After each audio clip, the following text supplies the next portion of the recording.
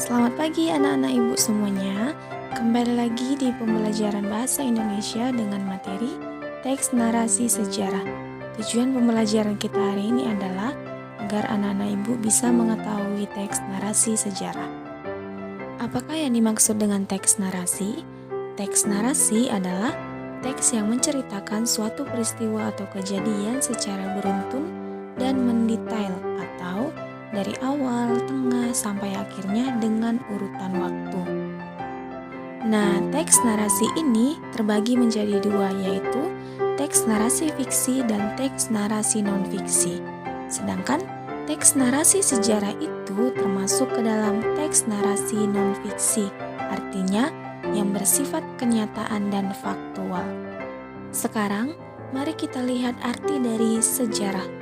Kata sejarah berarti suatu peristiwa yang telah terjadi pada masa lalu dan dapat diketahui melalui peninggalan pada masa peristiwa terjadi. Jadi Naku, dari pengertian yang sebelumnya, kita dapat menyimpulkan bahwa teks narasi sejarah adalah teks narasi yang mengungkap peristiwa-peristiwa secara kronologis atau sesuai urutan waktunya.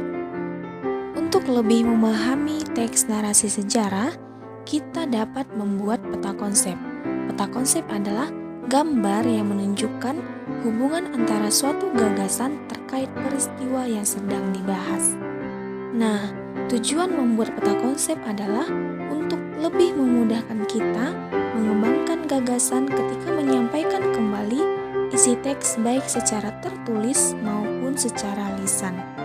Berikut ini adalah contoh teks narasi sejarah yang berjudul Peristiwa Kedatangan Bangsa Barat.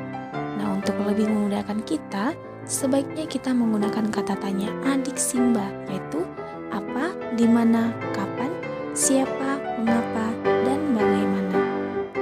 Kemudian, kita dapat menguraikan pertanyaan-pertanyaan sesuai dengan uraian pada teks tersebut.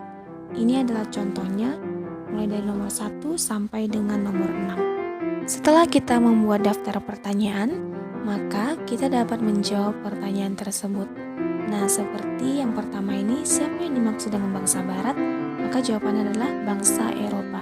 Begitu juga dengan pertanyaan nomor 2, 3, 4, 5, dan 6. Setelah selesai, maka kita sudah dapat memindahkannya ke dalam sebuah peta konsep. Nah, ini adalah contoh dari peta konsepnya Naku. Bagaimana, tidak susah kan Naku? Nah, demikian pembelajaran kita hari ini. Jika ada yang belum dipahami, boleh bertanya di WA Group. Tetap semangat belajarnya, sampai bertemu di pembelajaran selanjutnya. Terima kasih.